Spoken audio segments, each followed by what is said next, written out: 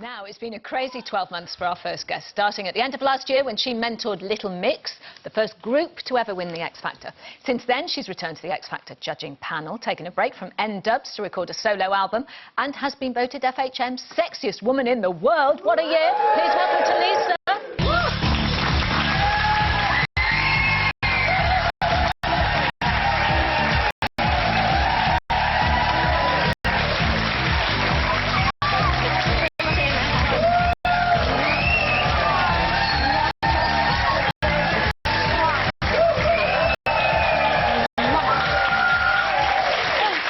What a year! Which was the best bit?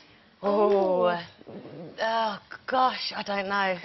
FHM. So much Little Mix. Little Mix. Yeah. They are fabulous. We've had them on here as well singing their new song, DNA. Were they doing their Australian accents? Yeah.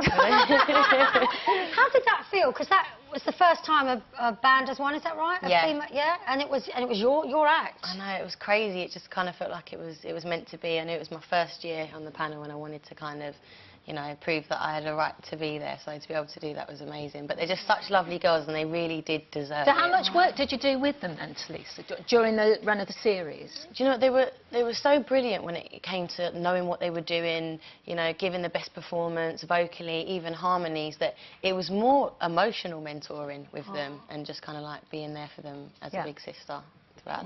You sort of became part of the act. You did that number together, didn't you, when you went on the song with them? Yeah. Was that nice? Yeah, it was. I was more nervous than them. Well, this year's obviously been slightly different. Yeah. For you. Ella, Cora, I mean, wow. You must have felt pretty gutted for her. I was. And the weird thing was that I just always get a feeling, and I had this feeling this year that it wasn't going to be the same scenario as Little Mix, and I knew that Ella deserved to be in the final, and it really bugged me that I had this overwhelming feeling that something funny is going to happen here. And what do you think? What happened? Yeah, what happened? Well, I think it just goes to show, because James was in the bottom two with her, that it was simply a case of, you know, people thinking she was safe and not voting. And as we've seen now, since James came out of the bottom two, now people are voting because, you know, they realise they do want him. It does swing, doesn't it, from one show to another? What did you say to her afterwards? It must be really hard to say something encouraging. It was, do you know what, the funny thing was, the second I walked into the side dressing room with all her family, before I even got to speak to her, the first thing she said to me was, it was almost like she felt bad for me, she was like, don't worry, and she grabbed me and she hugged me and she was like, I know what I'm doing, this is a good thing, you know, I'm feeling positive, I'm going to go out there and I'm going to do my thing, and she's just ready for it. So she's ready mature for the industry. a 16-year-old girl. Yeah. Unbelievable. Now, Ella's obviously not there anymore. Who do you think's going to win? And who The final on I know Saturday. who you want to win. You've made no secret of it. Yeah. Just for those that don't know, who is that? James Arthur, definitely. Yeah. Who do you think will win? Can I just say, Jane and I think it's Christopher Maloney, don't we? We think it's going to be Christopher Maloney. You shut She knows. I mean, I don't. I literally know as much as you guys. I don't know. Obviously, everyone has this feeling, you know, maybe Christopher will win. I think at this stage, anyone could. Well, we're going on your feelings. If you got it right about Ella, then... I want to ask you about Gary Barlow, because I've known Gary for years, and then I saw what he said about you, and it wasn't the Gary that I knew. I know, it wasn't the Gary that I knew either. Bag breath remark. Where did that come from? Do you know what?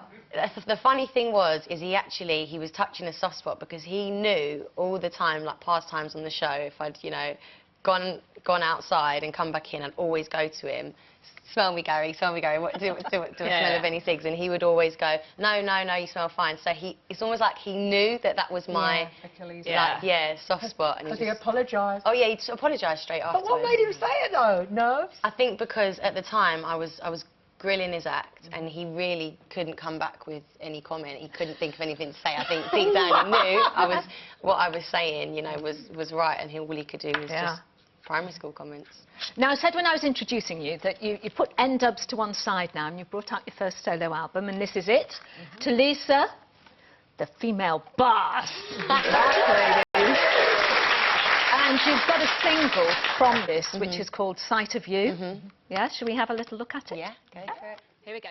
See what you've been doing there with the blonde one? I know, that's not on. That's Yeah, not on. female boss. What's that all about? You have to be in control. Oh yeah, definitely. In some scenarios. I agree with. But do you know what? It started from the N-Dubs days. Dappy and Fazer, both younger than me, both really dominating males, and I'm the only female, not just in between Dappy and Fazer, but surrounded by 20 of their strong, dominating male And you were 12 entourage. or something when you started? 11. 11? Yeah. That's amazing. And even so, I was still always the boss. And whenever you'd ask the lads, who's the boss, they would all point at me, and it was like me, this little tiny, you know, the youngest one out of all of them. Where do you think that comes from, that strength? Don't know, I guess product of your own environment. Yeah. We were talking about failure and earlier. Is it a sign of weakness to admit you've had failures? Definitely not for me. For me, it's the first step of becoming strong, is to just admitting your faults and mistakes. God, my whole career is based on admitting my mistakes. But you admit them to other people. What do you think inside? I think it's something that has to be done. It's almost like a form of counselling, I guess, saying it out loud. You know, this is my mistake. It's like sitting in a room of people, me knowing my mistakes, everyone else knowing my mistakes, but me not talking about them. It's like the big pink elephant in the room. Yeah. And I'd rather just get it out in the open and go, yep, I know, here I am, and let's all laugh about it and move on. Because you've got quite a tough exterior, haven't you? Everybody Yeah. thinks you're hard as nails, but I think there's a real soft side to you. I'm so soppy on the inside. I am. I'm a big sop. Do you cry at the snowman advert? Do you cry at the snowman advert? I cry at a lot of things. Do you? What makes you cry? Do you like a big weepy girly film, or? Usually after, like, sometimes a girly film, but after a night out, usually have it like maybe once a week after a night out. I come home, put my iPod on, just have a good cry. Yeah. It makes you feel better. Yes, relief. Yeah. That's such a girl thing, isn't it? Colours music that makes you cry, is that what you mean? I'm not going to, like, a couple of times I've listened to Rule the World crying my eyes out. It's when you said you go home. Have you got a new house? Is that right? We read about it somewhere. Yeah, I've got a new house. Wonderful. Is it a big posh one? Is that true? Yeah. Is it? Good for you. Yeah, good for you. I mean, I love it when particularly women do well, and we should celebrate that success, because usually when women do well... So congratulations to you. We're all looking forward to the X Factor final on Saturday. But thank you so much for coming in and being loose and live with us. Tulisa, thank you.